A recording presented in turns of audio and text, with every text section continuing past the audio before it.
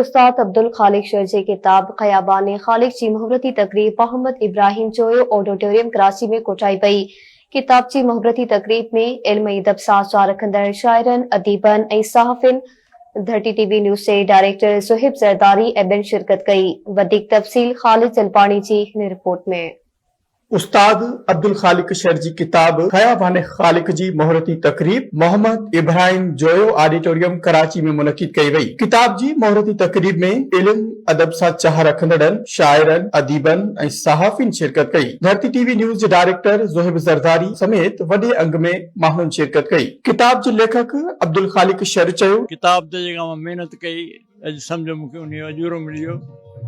अॼुकल्ह किताब असां विकिणण लाइ कोन था लिखूं, न को विकामनि था।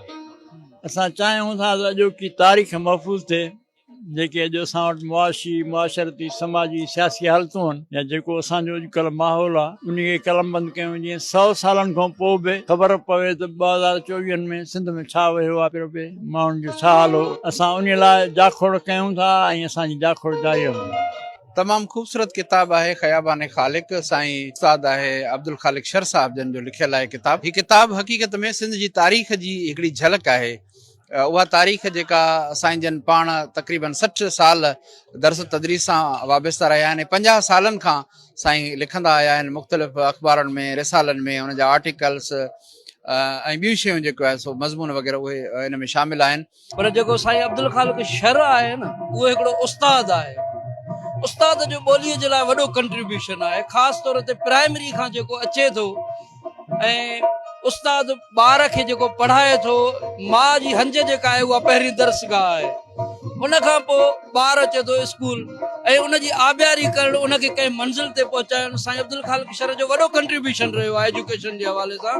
इहो चवणु चाहींदमि त तमामु जेको आहे सुठो लॻो ऐं जंहिं मतिलबु हीअ किताब लिखियो आहे उन्हनि मूंखे इनवाइट कयो हिन प्रोग्राम में ऐं मुंहिंजी एंट्री थी चुकी आहे ऐं तमामु सुठो प्रोग्राम आहे। ऐं पुराणियूं जेके ॻाल्हियूं हूंदियूं आहिनि, जेके असांजी नए नस्ल खे ख़बर न हूंदी आहे, उहे सभु शयूं साईं जे किताबनि में तव्हांखे मिलंदियूं।